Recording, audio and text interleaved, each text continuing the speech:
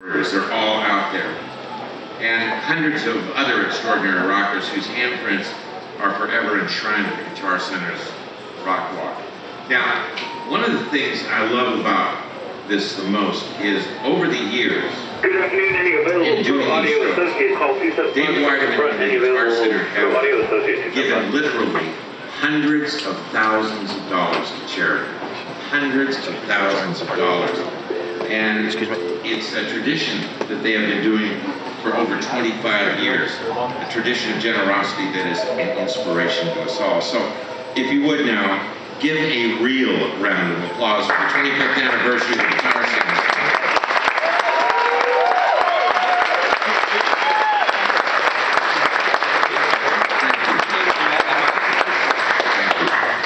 A couple of people I'd like to mention who are here tonight. Josh Freeze from a great band called A Perfect Circle and Weezer. Yeah. You ever hear A Perfect Circle's cover version of John Lennon's Imagine?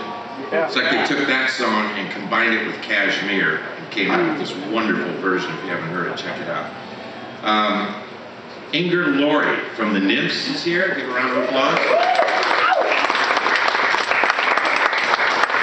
And I saved this one for last because we owe them the biggest round of applause tonight. We have several wounded warriors with us this evening. And I just want to say thank you for your service, thank you for your sacrifice.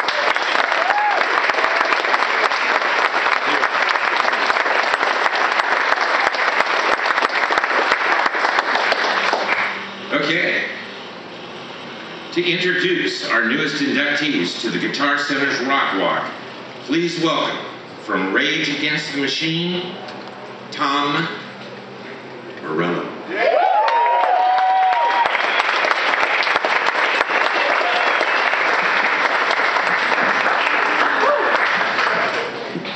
Hello, Momo. When I moved to Los Angeles in 1986 to pursue my rock dreams, hair metal was king. The bands playing the Sunset Strip all looked the same, sounded the same, pouted the same. Then one night I went to a downtown joint called Al's Bar and some odd tattooed fellow gave me a bootleg cassette of a local band called Jane's Addiction. It blew my mind and jolted the axis of my understanding of rock music and convinced me to extend the lease on my apartment on Normandy. I had never heard anything like it. It was like a punk rock Led Zeppelin. Jane's provided all the testosterone-fueled guitar riffage that my suburban upbringing required, but mixed it with gorgeous acoustic songs and an underground artistry that was completely original and completely awesome. They didn't look or sound like any other band in the history of rock. Within a short period of time, they absolutely owned this city. I found myself sneaking into Jane's rehearsals, sitting on some nasty carpet in the corner, wide-eyed with wonder. But it wasn't until New Year's Eve 1988 that I got to actually meet the band. Harry was friends with the singer of my local band, Lockup, and asked us to impersonate Jane's Addiction at their New Year's Eve show. We dutifully learned Pigs and Zen, and in full Jane's outfit, stepped onto the stage. Thankfully, there were no cameras rolling because my Dave Navarro wig was an unholy nightmare. In the dim lighting, the crowd went wild. I'd played a lot of rock shows, been to a lot of rock shows, but I'd never seen or felt anything like this. It was like grabbing a live power line with a million volts coursing through it. People didn't just love this band, they believed in this band and were ready to go apeshit.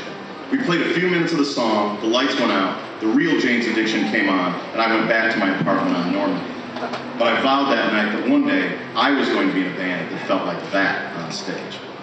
It's fitting that Jane's Addiction are being inducted into the Rock Walk on Sunset Boulevard because Jane's are a quintessentially Los Angeles band.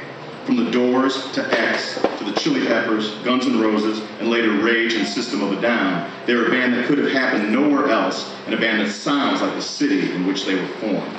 You can hear the violence, the drugs, the beauty, the ocean, the hope, smog, fear, and redemptive power of our city in Jane's music. And while, like all the best bands, Jane's Addiction are greater than the sum of their parts, each member of the band is extraordinary in his own right. Stephen Perkins' tribal whirlwind of drumming and his great sense of dynamics propelled Jane's music into directions other bands could only dream of. Dave Navarro's shirtless power riffing, wild astral solos, and subtle strumming gave metalheads like myself a reason to love the band and challenged indie rock snobs to deal with the presence of an undeniably great rock guitarist in an underground band. Eric Avery's murderously heavy grooves form the backbone of some of Jane's Addiction's greatest songs and rank among the most badass riffs of all time. Flea and Chris Chaney maintained a level of bass playing excellence in later incarnations of the band. And Perry Farrell is unlike any other frontman, singer, or lyricist in the history of rock music.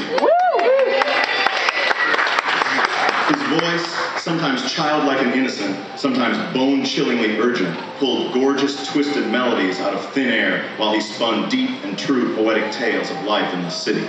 He presided as the furious Santeria shaman over their legendary live shows as the band destroyed venue after venue around the world and single-handedly forged the Lollapalooza nation, smashing barriers between genres, bringing the fringe into the mainstream, and allowing rockers and rappers to share the same stage for the very first time.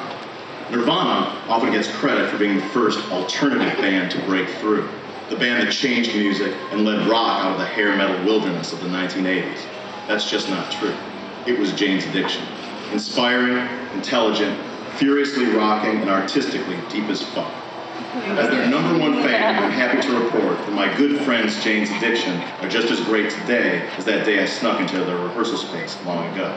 And so, without further ado, señoras y señores, nosotros tenemos más influencia con sus hijos que tú tienes, pero los queremos. Criado y regado de Los Angeles, Juanas Adicción.